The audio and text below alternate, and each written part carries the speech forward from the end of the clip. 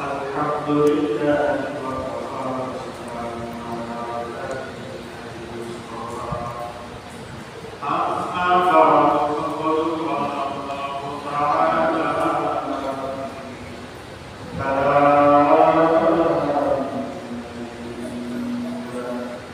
وفي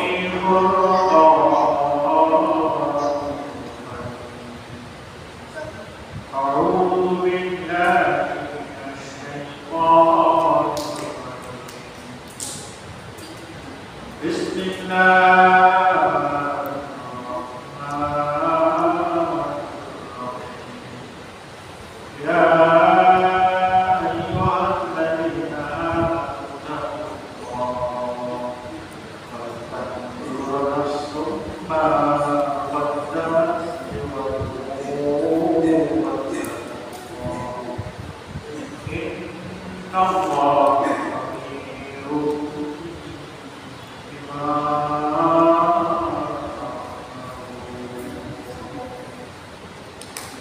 صدق الله العظيم وصدق رسوله النبي الكريم ونحن على ذلك من الشاهدين والحمد لله.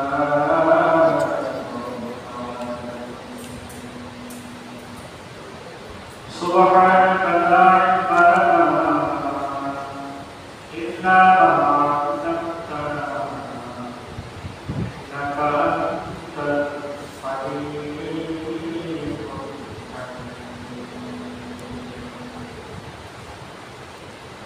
رب اشرح لي صدري ويسر لي أمري واحلل عقدة من لساني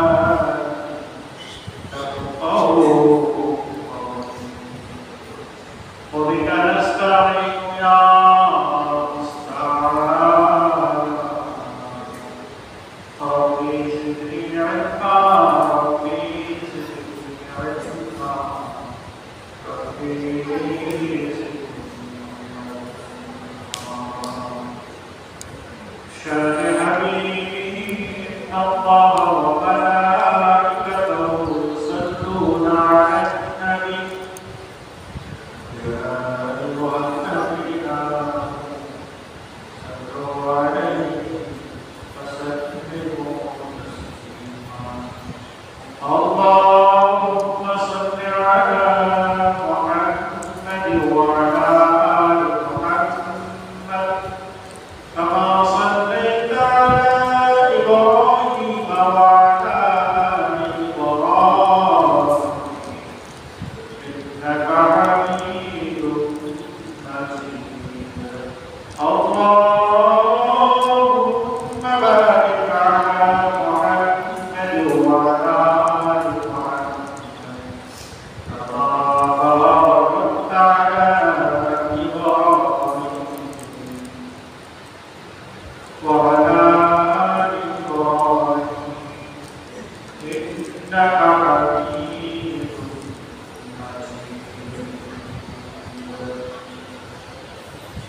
بلغ الهدى كماله كشف الدجى بجماله فسرت جميع خصاله صلوا عليه بكماله كشف الدجى بجماله فسرت جميع خصاله صلوا عليه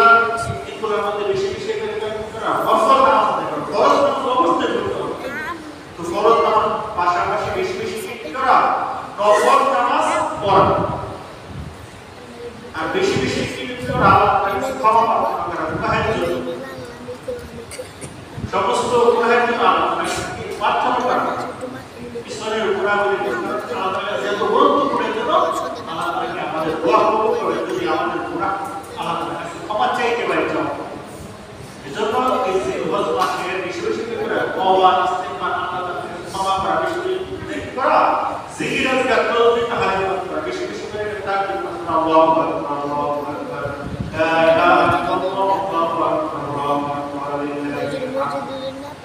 এই তাসবিহ বেশি বেশি করে পাঠ করা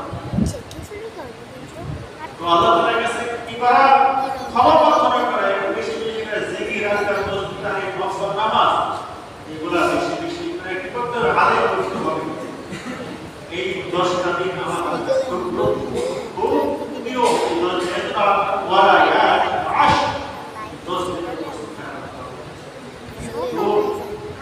এই 10 দিন অবহেলা আমরা কি 10 দিন পার করে বেশি বেশি করে করব নফল নামাজ করব বেশি বেশি করে নফল রোজা রাখব বেশি বেশি করে জিকির কার তাসবিহ তাহলিল আদায় করব একজন মানুষ তার শুরু থেকে মৃত্যুর আগ পর্যন্ত আল্লাহর হুকুম নবীর তরিকা মোতাবেক চলার নাম হলো একটা পূর্ণাঙ্গ ইবাদত আল্লাহর হুকুম রাসূলের সুন্নাত অনুযায়ী তরিকা অনুযায়ী মানতে পারলেই কি পূর্ণাঙ্গ ইবাদত করা হবে যে আল্লাহ হুকুমের মধ্যে আল্লাহ হুকুম আছে ওই হুকুম মানতে কি আল্লাহর হুকুম মানা হলো যে হুকুমের মধ্যে আল্লাহর হুকুম আছে ওই হুকুম এবার নবীর তরিকা অনুযায়ী আছে যে কাজটা করব এই কাজটা কি নবীজির তরিকা অনুযায়ী রাস্তা অনুযায়ী নবীজি যে রাস্তা দেখাইছে যে রাস্তা অনুযায়ী যদি চলি তাহলে কি আমার পূর্ণাঙ্গ ইবাদত করা হবে একজন মানুষ জীবনের শুরু থেকে মৃত্যুর আগ পর্যন্ত কিভাবে পূর্ণাঙ্গ ইবাদত করতে পারে যার ভিতরে আল্লাহর ভয় থাকে তাকওয়া থাকে যার ভিতরে আল্লাহর ভয় থাকবে তাকওয়া থাকবে সেইকে পূর্ণাঙ্গ ইবাদত করতে হবে আমরা তো বলে আমরা সবাই আল্লাহকে ভয় করি আসলে আমরা আল্লাহকে কেউ ভয় করি আল্লাহকে ভয় করা হবো তাহলে মাসজিদগুলো ফাঁকা থাকে মাসজিদগুলোকে এখন ফাঁকা থাকতো আল্লাহ হুকুম করছে হাইয়া আলাল সালাহ হাইয়া আলাল ফালাহ আসো কল্যাণের দিকে আসো কল্যাণের দিকে সবাই কি ওয়াক বলে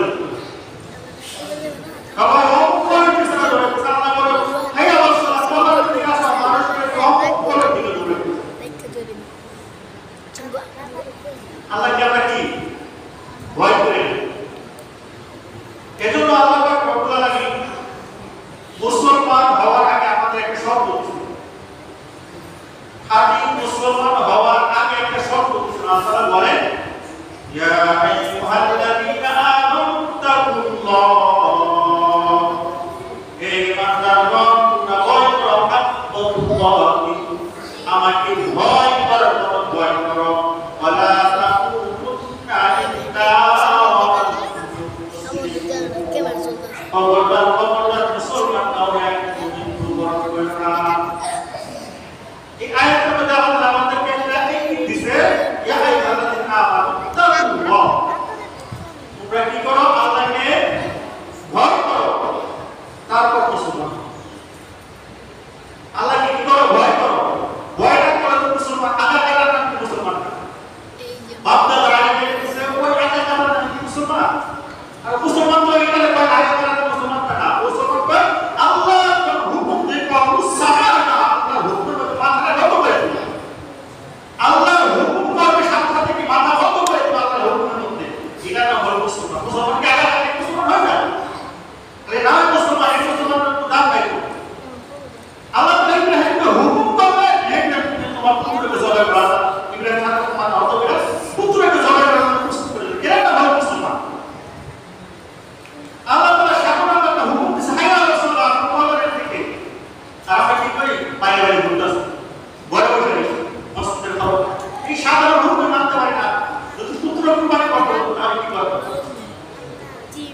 এটা তো হলো মুসলমান।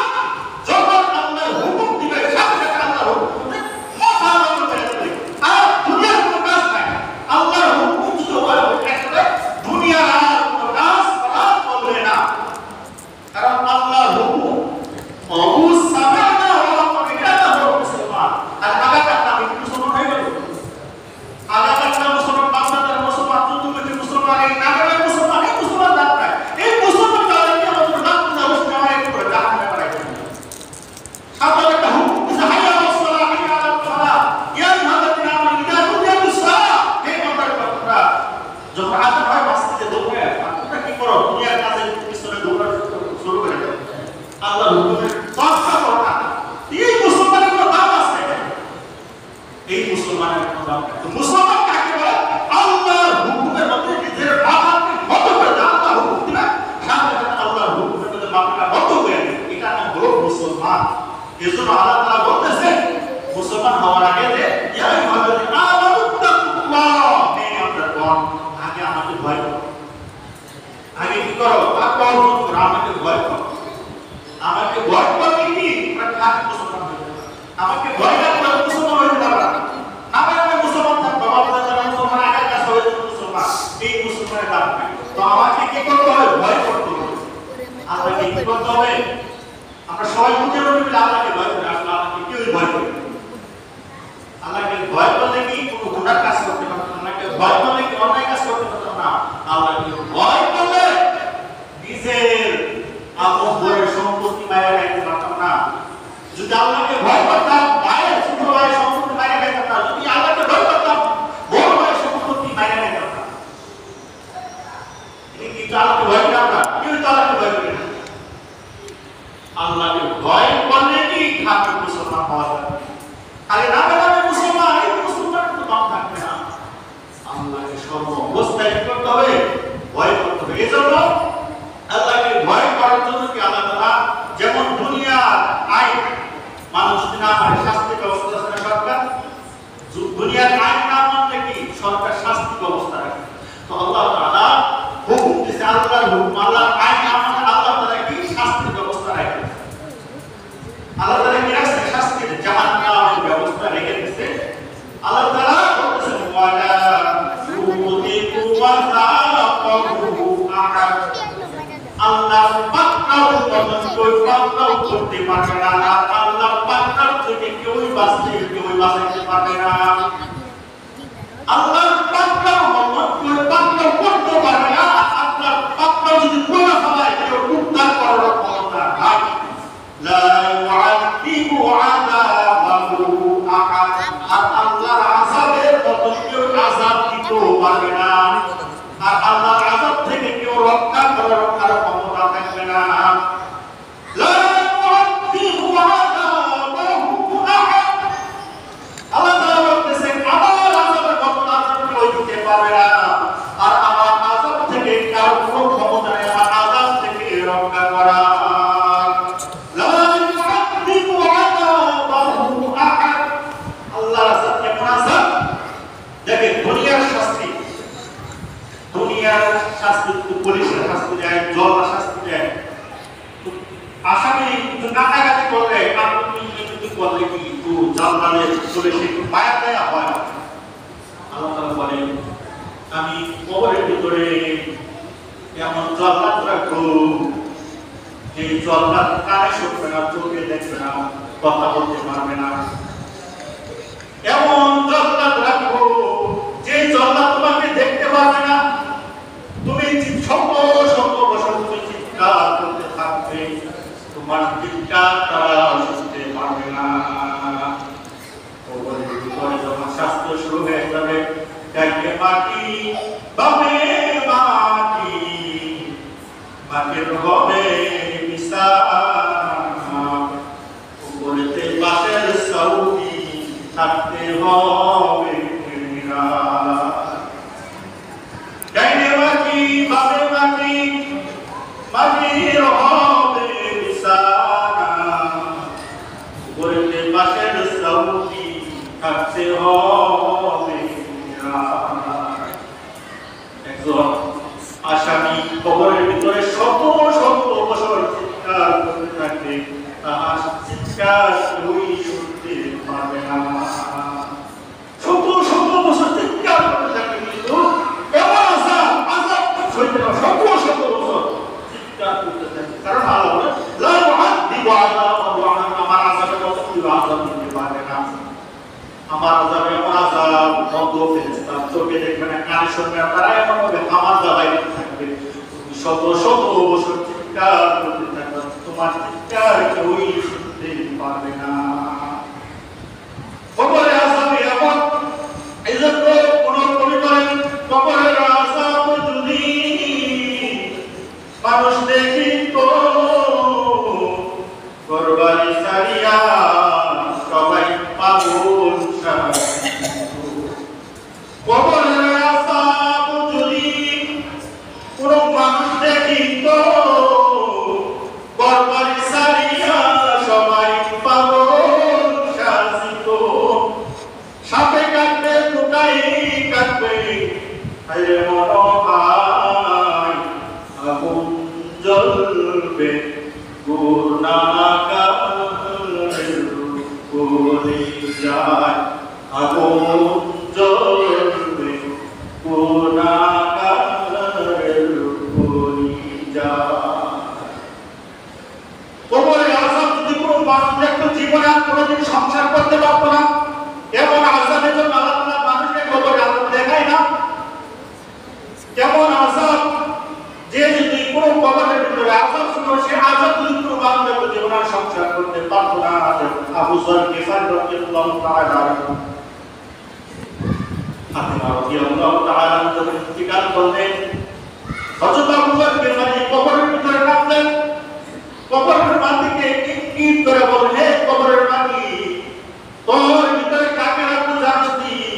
যিনি বললেন, নয় তুমি আমাদের বিশ্বনবী মুহাম্মদ সাল্লাল্লাহু আলাইহি সাল্লাম প্রতিদার টুকরা আইনের মনি ফাতিমা রাদিয়াল্লাহু তাআলা কে রাখবো। খবরদার খবরদার, কবরের মাটিকে কিন্তু বেদবি করিস না। আবু যর গিফারী কবরের মাটিকে ডাকতে বলেন, হে কবরের মাটি, তোর ভিতরে কাকে রাখবো? এবং একজন নারীকে রাখবো, তিনি জান্নাতের মহিলাদের নারী সর্দার হবে, তার তোর ভিতরে রাখবো। খবরদার খবরদার, কবরের মাটি বেদবি করিস না। এই কবরের মাটি তোর ভিতরে কাকে রাখবো জানিস তুই? এমন একজন স্ত্রীকে তোর কবরের ভিতরে রাখবো, যার স্ত্রী, যাকে আল্লাহ তাআলা দুনিয়ার বুকে কাফেরদের জন্য বাপ হিসাবে বানাইছেন। আলী রাদিয়াল্লাহু তাআলা, শের খুদা আলী রাদিয়াল্লাহু তাআলা আনহু স্ত্রীকে কবরের ভিতরে রাখবো। খবরদার খবরদার, কবরের মাটি কিন্তু বেদবি করিস না। এই কবরের মাটি তোর ভিতরে কাকে রাখবো জানিস তুই? এমন একজন মাকে তোর কবরের ভিতরে রাখবো, যার দুটা সন্তানই জান্নাতের যুবকের সন্তান হবে, হুসাইন, হাসান, হুসাইন রাদিয়াল্লাহু তাআলা আনহু।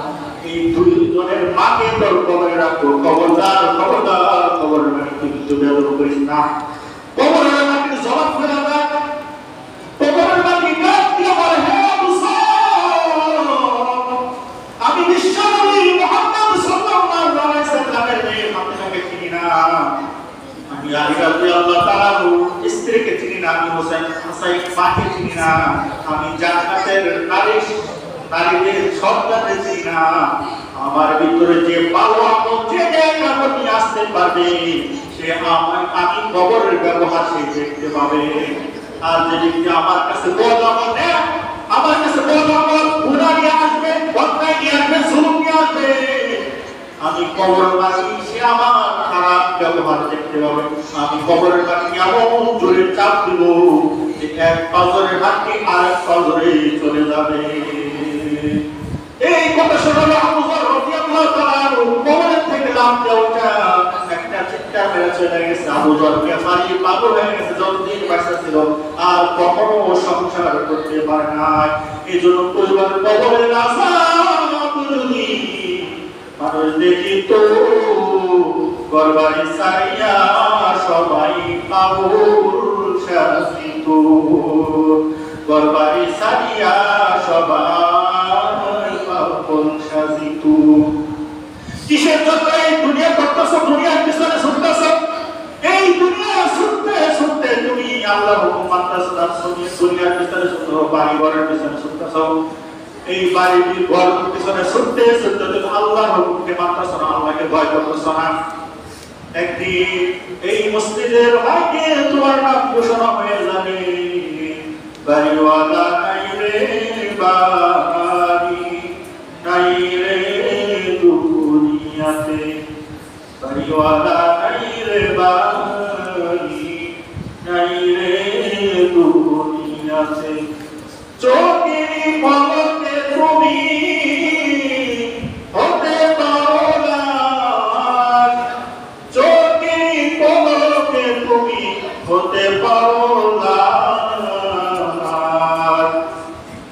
চিরতরে বন্ধ হবে নিঃশ্বাস তোমার, চিরতরে বন্ধ হবে নিঃশ্বাসী তোমার, হবে আলাপ তোমারই নাম, হবে আলাপ তোমারই নাম, মসজিদের বাইরে হবে আলাপ তোমারই নাম, মসজিদের বাইরে বাড়িওয়ালা নাই রে বাড়ি, নাই রে দুনিয়াতে, বাড়িওয়ালা নাই রে বাড়ি, নাই রে দুনিয়াতে। এমন একদিন তোমার নাম ঘোষণা হয়েছে, তুমি আর এই দুনিয়াতে থাকবে না, যে দুনিয়ার যত বাড়ির জন্য তুমি এত কিছু করলা, আল্লাহর হুকুম আল্লাহর ভয় তোমার অন্তরে পয়দা করলা না, আল্লাহর হুকুম মানা হবে তোমার চললা না, এই বাড়ি থেকে তোমাকে একটা অন্ধকার করে রেখে তোমার আর কোনো খোঁজ খবর নিবে না। এজন্য আল্লাহ তাআলা আমাদেরকে অনেক সতর্ক করে, কিন্তু আমরা সতর্ক গ্রহণ করি না। যেন আল্লাহ তাআলা আমাদেরকে সতর্ক করে বলতেছে, ইয়া আইয়ুহাল্লাযীনা আমানু তাকুল্লাহ, হে বান্দারা তুমি আল্লাহকে ভয় করো, বান্দা হুজুর না, একটু চিন্তা করো তুমি যে কিয়ামতের জন্য কি পাঠাইবে, এই দুনিয়াতে যা আছো বান্দা হুজুর না, তুমি এই দুনিয়া থেকে আখিরাতের কিয়ামতের জন্য কি পাঠাইলা, যেটা পাঠাইলে যে তোমার কিয়ামতের মধ্যে কাজে হবে, কাজে আসবে, একটু চিন্তা করে দেখছো, এই চিন্তা নাই যে আমি দুনিয়া থেকে কি পাঠাইছি, কিন্তু কিয়ামতের জন্য যে কাজটা করতেছে এই কাজটাকে আমার দুনিয়াতে আখিরাতে কিয়ামতের মধ্যে কাজে আসবে, একটু চিন্তা করে এটাই চিন্তা আমরা রাখি। এজন্য আমরা সতর্ক হয়ে আছি, বলতাম জোর নাফস, তুমি যে চিন্তা করো তোমার নাফসে নিয়ে চিন্তা করো যে তুমি দুনিয়ার থেকে আখিরাতের জন্য কি পাঠাইলে, যেটা পাঠাইছো এটা কি তোমার কাজে আসবে না। আবার বলছেন বলতাম জোর নাফস, মা বলতে বলতাকুল্লাহ, আবার বলছেন আমাকে ভয় করো, ওয়াত্তাকুল্লাহ ইন্নাল্লাহা খাবীরুম বিমা তা'মালুন, তুমি যা কিছু করো আল্লাহ তাআলা সব কিছু জানে, আল্লাহ তাআলা কি সব কিছু জানে। এই জন্য আল্লাহ তাআলা যেন আমাদেরকে আল্লাহর হুকুম এবং নবীর সুন্নাত, নবীর তরিকা অনুযায়ী যেন আল্লাহ তাআলা আমাদেরকে চলার তৌফিক দান করেন। আমিন। যারা সুন্নাত মেনে চলে